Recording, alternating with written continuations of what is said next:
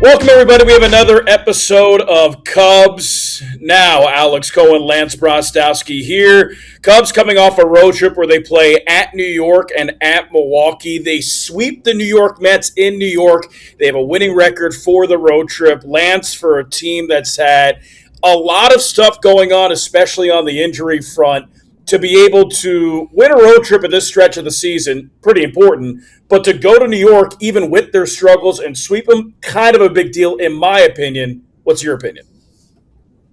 They've got Carlos Mendoza fired, which is pretty impressive. When your team plays that bad, that is pretty wild to get a manager fired. I mean, that game Wednesday was insane with the amount of errors that were occurring on the Mets side of the ball. I almost felt bad for them to some extent as I was watching that game and the crumbling of that empire, so to speak. Not even really too much of an empire, but yeah, I mean, it's important. It's hard to beat any team, to take 4 games from any team in Major League Baseball. You know, you played the Rockies earlier in the year and you didn't sweep them. They're one of the worst teams in baseball. The Angels earlier in the year didn't sweep them. They're one of the worst teams in baseball. So it's hard. Anytime you can take 4 in a row from a team, that's a testament to that team playing well. And the Cubs have been playing well of late. I think that the May swoon is mostly gone. If you look at their offensive statistics since the beginning of June, they're top 5 in a bunch of categories. They're walking a ton again. They have the highest walk rate in Major League Baseball right now when you look on the season level. I mean, they're starting to click, and it very much seems like the May stuff that we were all kind of worried would be a consistent theme is no longer a consistent theme. The pitching injuries, though, man, I mean, these just can't stop. Hobie Milner hitting the IL with appendicitis. Ben Brown neck stuff. I mean, I don't know what they're doing there. I got the acquisition of David Peterson, which we're going to talk about in a bit. But yeah, the pitching stuff, I don't have an answer for you. I think there's some curse on the team right now. The offensive stuff, I think we always knew they were pretty good. With all that considered, after the Mets series, they were through half their season. The Cubs played 81 games. Through the first half of the season, on pace for 88 wins. Pete Crow Armstrong on pace for 30-plus homers, 30-plus steals, around 30 doubles, and a 10 WAR. It's been inconsistent play on offense. Obviously the starting pitching injuries, but still, Cubs on pace to be right in the thick of the things when it comes to the playoff race. Even though you have 2 10-game winning streaks, a 10-game losing streak, and you've been a little bit underneath expectations. What's your overall synopsis of the first half of the season for the 2026 Chicago Cubs? I mean, I kind of think it's been a messy half, honestly, but the net of it has been good. Like at the 81 win mark, 81 game mark, they are pacing for above 500. They're the 4th best run differential in the National League. They're slotted into B, probably the second wild card there. I mean, they're not exactly where you would have wanted them to be if you were charting out this season. You obviously want them atop the division, but the Brewers just seem to do this every year. So it could be better, but it definitely could be worse based on what we've seen. They played in April. I think it just allowed them a bit of buffer for how poorly they played in May. And now in June, it seems like they've even backed out. The messy part just comes from the swings of the 2 10-game losing streaks and the win streak and some of the pitching injuries and stuff. That's why I'll say it's messy, and the risk discussions and all the discussions we had about benching Dansby Swanson, who's been great of late. That's the messy part, I would say. But I think overall, you're looking at it positively. It's just frustrating how good the Brewers have been for the last 3 seasons, basically, or a little bit more than that, a little bit less than that. And they haven't been a better team than the Brewers. But haven't been past tense, right? You can be a better team than the Brewers going forward. That's going to require incredible offensive production and probably better than you think they're going to get from a staff that's really beat up from pitching injuries and a bullpen that's really beat up. So, I mean, they got a tough road ahead if they want to take the division. Is it possible? Absolutely. Is it likely? I don't think so. You talk about this offense, and we talk about the May swoon where they hit, 227 and average less than 4 runs per game. But outside of that, they've been a top 5 offense in baseball. You look at March and in April, averaging 5.45 runs per game, top 5 offense in baseball. And here in June, averaging 5.55 runs per game and an OPS over 800 over the month, top 5 offense in baseball. So you have one stretch top 5 offense in baseball, then a bottom 5 offense in baseball, then a top 5 offense in baseball. It's like, a wave that you don't necessarily want to ride. When it's all said and done, Lance, what type of offense do you think this is? Like, the end result of the 2026 Chicago Cubs offense is what? they're going to end up being probably a top 3 or 4 offense in baseball. And I think the thing that it might be hard for people to square on is how much walks drive run production. So if you look at any advanced metric like a WRC plus or weighted on base average or any of these other things, the fact the Cubs are the only team in baseball right now walking over 11% of the time is going to push them into that top tier of offenses. Now, are they going to feel like the best offense if they continue to be a bottom 10-ish team and with risk from a batting average standpoint? Probably not. You know, they've had some moments, I think, over the last 3 or 4 weeks that have shown you, I think, some of that really poor risk for that weird pocket of a couple weeks was pretty much randomness for the most part. But yeah, I think they'll end up as like a top 3 or 4 offense. They're number 3 offense right now, so this isn't really a hot take. If they just continue doing what they have done, they will be a top 3 offense. The Dodgers are far and away the best. You have the Yankees at 2. The Pirates are actually the 4th best offense per WRC plus, and then the Brewers. So you have 3 teams at the NL Central in the top 5 in terms of offensive production. And as I mentioned, the differentiator between the Pirates, the Brewers, and the Cubs is the fact that the Cubs, of that core of those 3 teams right now, have the worst staff from a pitching staff, starting pitcher standpoint, and from a bullpen standpoint. So if you want to make some way in the division, you know, gain some steam on the Brewers, they're going to have to be a really overperforming pitching staff going forward. And I mean, I really hope it comes from David Peterson. His first start was really good. Nothing there from a tweak standpoint yet. I'm very curious to see what the Cubs do. Probably gonna have to wait maybe 3 to 4 starts before you get to the point where we're like, oh, okay, cool, they had this plan for him. But you know, he's been in that work for so long. They gave him a day in Long Island to kind of just gather his thoughts and stuff. And I liked Taylor's questions to him in our pregame show, where he was just talking about how much of a whirlwind it is because he hasn't really known another organization. So this isn't one where he shows up and they're like, hey man, here's 3 new pitches. It's more like he shows up and it's like, we just need you to put the ball on the ground because this defense is so good. It's going to help you. And then we'll go from there. And I think he did that in his first start on Saturday. I'm curious to see how the next few go. But I mean, there isn't a lot of pressure on him, but from like a fan standpoint, there's a lot of pressure on him because they really need some kind of stabilizing force in the rotation. Even if it doesn't come with a lot of strikeouts, I feel like his package of ball and play, going 5-6 innings every time out, could be really, really valuable just to take some pressure off a bullpen that is also decimated. So you got just a staff that's kind of beat up, you know, Ray, Assad, these other guys. There's reinforcements coming back, but it's probably going to be another couple weeks on a lot of those fronts. So yeah, it's tough. I mean, Peterson might be the key cog in this team, which is funny because he wasn't on the team on Wednesday. So, I mean, this has just been that kind of season, man, from a pitching standpoint. David Peterson, as you can see here, obviously acquired by the Cubs from the New York Mets. They traded Cole Mathis. Cubs did, number 13th ranked prospect in their organization. Peterson, in his first start, was on Saturday night with the Cubs, 5 2/3 innings, 5 hits, 2 runs, 2 strikeouts, no walks. Gave the Cubs some much-needed stability. Talk about the trade for me, like value-wise. Like Cole Mathis, number 13th ranked prospect, former second-round pick for the Cubs. Was the value chart, was it aligned with what the Mets got and what the Cubs got in return? Yeah, I think this is roughly the appropriate price for a rental. I mean, Mathis's underlying batted ball data is really good, but he's a right first base type. You know, he was drafted and immediately had Tommy John. There was some hopes he would play third. I think for the most part, those hopes are now it's a first base DH profile. I think the Cubs mostly view those as replaceable within the organization. That right profile, like they have Jonathan Long at AAA. He hasn't really been able to get up to the bigs. You know, Mathis is a bit redundant in that respect. So they're trading from a place of depth, I would say. They also traded another first base prospect in Cisneros for Jaden Murray, who's now in their bullpen. Or I think he just got actually option back to AAA. He'll probably again be playing that option game up and down for the next couple weeks and such as they figure out some tweaks with him. But I think this is a fine trade for a rental.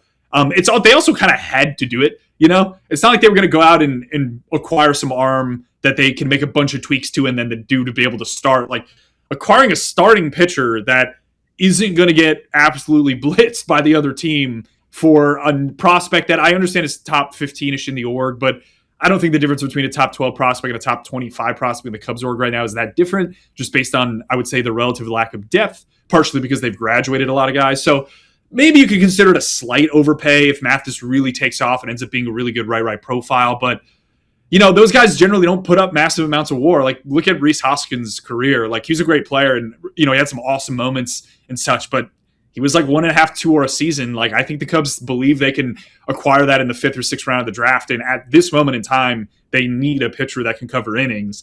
and you have some confidence in it. And I think that's what they got in David Peterson. So to me, it's a fair trade. Now, you brought up a little bit on Peterson. Just a rundown of David Peterson. 2024, he was really good with the Mets. Sub-3 Really ERA, double-digit wins. Last year, first half, he was an all-star. Struggled in the second half, and he struggled so far to begin the 2026 season with the Mets. Had some metrics basically saying the Mets defense did him dirty. His FIP was a lot lower than his actual ERA. Expected ERA like a run and a half below his actual ERA. You're looking at David Peterson. What are your thoughts on him, his essential trajectory for the 2026 season, especially with who the Cubs have defense playing behind him? Can he be a 3, or is he somebody who, hey, you get 5 good innings out of him, you're happy as a 4 and a 5? I think you're happy with him as a 4 and a 5, but I think he's a low variance 4 or 5, which I would argue they don't really have in the staff right now. I think the likes of Ray and Assad just run into situations where they have to get pulled early, or Ray pitched really, really well on Friday. That's like a huge start for him to kind of correct back after some rough outings. But he has outings where he'll go 3 1/3, and then they don't want him to face a lineup a third time, so they got to pull him, and then you have to go on the bullpen. And I think that Peterson just has a much tighter range of outcomes, where I would project him for somewhere around like the 3.8 to 4.2 ERA area, which maybe isn't incredible, but it's stabilizing again, and it's nice. And I think you're going to take that at this point. You're not really looking like you're not going to be able to acquire a 3.5 ERA guy or a 3.2 ERA guy. That's like a Joe Ryan. You want to pay up for that at the deadline? I'll be my guess. He would be an amazing pitcher to have on this team if you're trying to make a run. But that's going to cost a lot, and that's also not going to happen from a trade standpoint until you get closer to the deadline. And the Twins know what they want to do with him. The Twins know their price. Other teams, they know the body of teams that are interested. They know all the offers. So you have to go kind of off the radar, off the grid to get some of these names at the end of June, a month before the deadline. The amount of teams that are purely out of it right now are very small. And Peterson was a great example of a guy that was in the rotation, struggled, immediate success in his very recent past. And so I don't know. I think that 3.8 to 4.2 area would be great. That would be great if they could do that and cover average, 5 to 6 innings to start. I mean, sign me up, man. That is what this team needs right now. You just need some stability from a rotation standpoint. Yeah, I'll sign you up on that. I agree. A couple individuals I want to talk about before we go to a break. Dansby Swanson had the series of all series against the Mets after 2 months of struggling offensively. Look what Dansby did. Hit a grand slam, a 3-run homer, hit a triple, stole a base, drove in 10-plus runs since RBI became an official stat in 1920. No other MLB players accomplished more than 3 of those 5 feats in the same day, while Dansby did all 5 of them. So to go from really struggling over 6-7 weeks to probably having the best offensive week in his career. Also had a 2-run home run against the Rockies in that final game during that series at Wrigley Field. Yeah, how does Dansby go from one opposite side of the spectrum to the other in this, and how important is he when it comes to the Cubs offense, Lance? He's pretty important. You need some of these peripheral guys at the back end of the lineup to produce. That's what is going to allow this team to be the best offense in baseball for the next couple months or something along those lines, which you really need given what we've talked about on the pitching side of things. But I would say for Dansby and other players who are underperforming, when they revert back to success, it doesn't often happen in a way that's very gradual. You often run into these situations where the guy just like spikes and is super productive, and then maybe it comes back down a little, and then he's back to his career norm. So that 4-game set alone for him, 3-game set, honestly, like bumped him from being 30% below average from an offensive standpoint, which is well below his career norm, all the way back up to like 10% below average. So it's a huge swing, going from like a 70 WRC plus guy back up to 90, where we're used to seeing him. We're used to seeing him in that 100 to 105 area. So again, average hitter to above average, which you combine with the defense, which has been exceptional this season, and all of a sudden you're looking at a player who's going to get back to 3.5, 4.5 WAR, which he seems to do every year. He's basically a metronome. I think he's one of the more underrated hitters, or let's say players on this team from a total of what he does standpoint, because the defense is so good. You could buy some wiggle room for average production on the offensive side of things. So this is good. Like you definitely want this to happen. These things don't, like, reversion to the mean is never smooth. It always feels like it happens like this. There's the pitcher who's well overperforming his peripherals. He has a 2.80 ERA, and his peripherals say he's like a 4 to 4.2, and then all of a sudden he has like a 10 earned run over 2 inning blow up start. It's like, wow, look at his season line, looks exactly like the peripherals think. It's never like, oh yeah, he just allows one more run over the next X amount of starts. Yeah. So this stuff happens. It's the nature of baseball, and I think it's good to see him trajecting back to a pretty average production, which you need. Dansby Swanson on pace, even with the struggles over 2 months, on pace for over 20 homers, 20 steals, and over a 4 WARs. So it's been nice to see him get back into the swing of things. We're going to take a break here on Cubs Now. When we come back, more Cubs stuff on Cubs Now.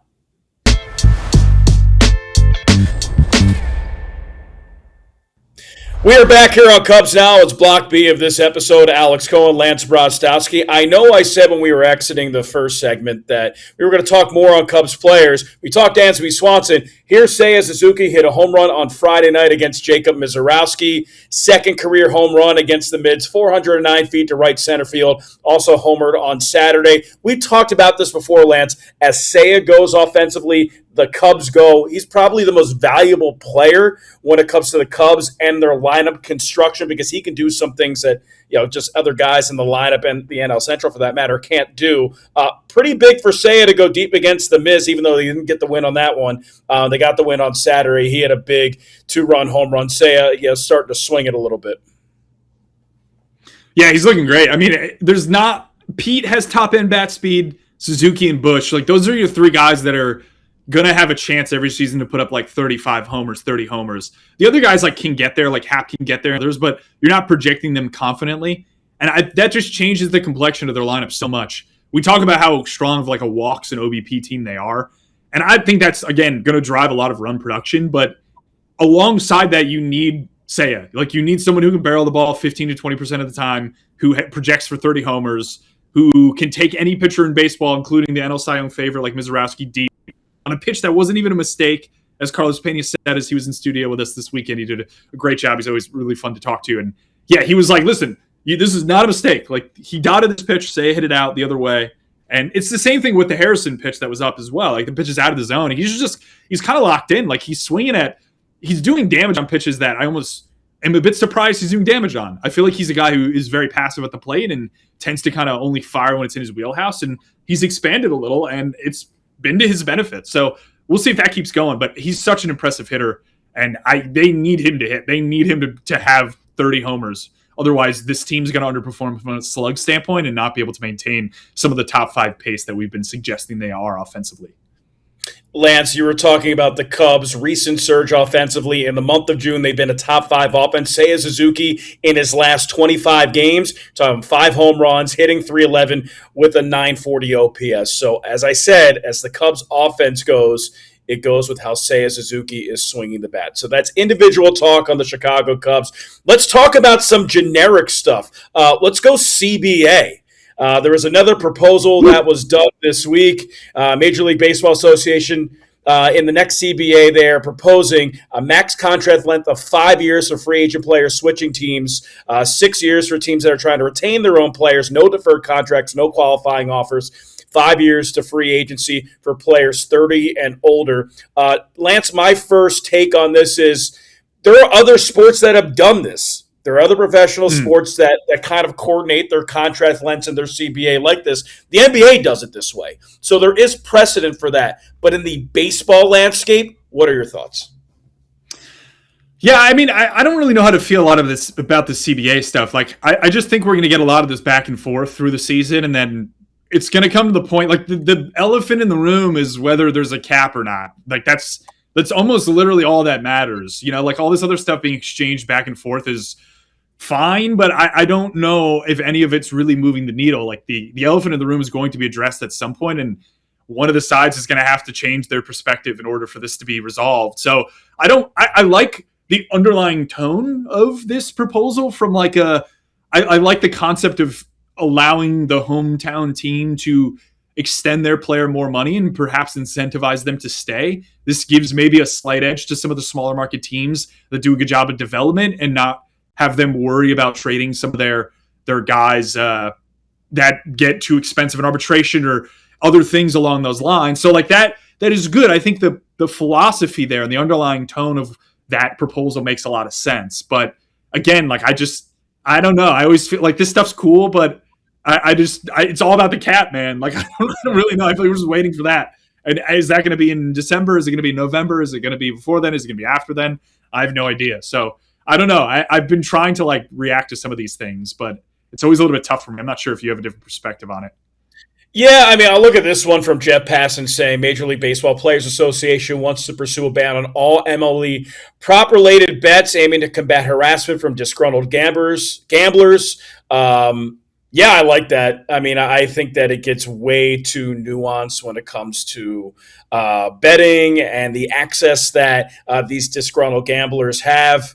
I think that is putting probably a Band-Aid on a compound fracture when it comes to the entirety of gambling-related issues. But I mean, it'll stop the bleeding a little bit.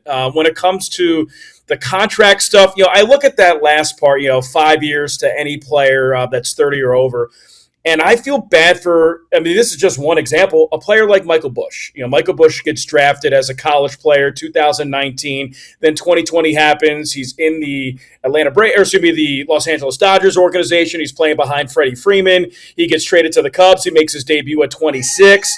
And then from an arbitration standpoint, isn't able to get a main contract till he's 31 years old. So, it really doesn't benefit him. That's my hotel room phone going off, by the way. It might be Jeff Passan.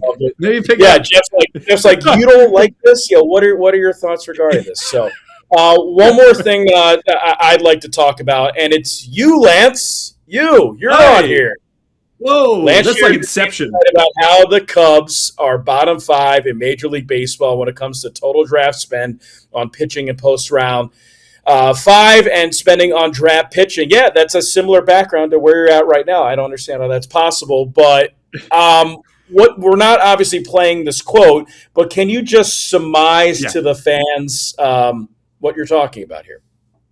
Yeah, Matt Spiegel had a really good question for me. He was wondering what my perception was of the Cubs pitching development, and my answer was that it's somewhat difficult to diagnose how they do, because if you look at the last 3 drafts, there's 2 ways to look at this. You can look at total spend on pitching. So hey, as a percent of the pool, your pool money in a given year, it's 9 to 18 million, depending on your slot and such. Out of all that money, how much are you spending on pitching as a total dollar percent? So when you look at the entire draft, you'll see it biased towards some teams like, say, the Pirates, who've paid Paul Skeens and Seth Hernandez a lot of money. Then you have some of the sharper teams like the Rays, the Guardians, Brewers are a good example where when they get post round 5, as I call it, that's when they start to really go after pitching. They want all these kind of upsidey names that they think they can adjust. So you kind of see multiple approaches in that respect, where it's okay, we'll spend early, or we'll just kind of spread it all out and go 50-50, or we'll just spend late. The Cubs basically have not spent on pitching in any of those capacities. They don't spend on it early. They don't really spend on it late. This is the last 3 drafts specifically. And it's interesting. I think that is maybe caught up with them slightly this season, but I also would argue that they probably didn't expect to have so many injuries that it would be a problem this year. So that's kind of what I'm saying here is I'm curious to see what happens in this coming draft with this in particular. At 23, there's going to be a lot of college pitching available. Will they go in that direction? If they don't, then how much of the post round 1 or round 2 spend do they allocate to pitching? It's basically going to answer the question of how deep they think their farm is from a pitching standpoint. So I'm very curious to see what happens in 2 weeks in Philadelphia in terms of the draft. And historically, the Cubs have not spent on pitching, and we'll see if that changes.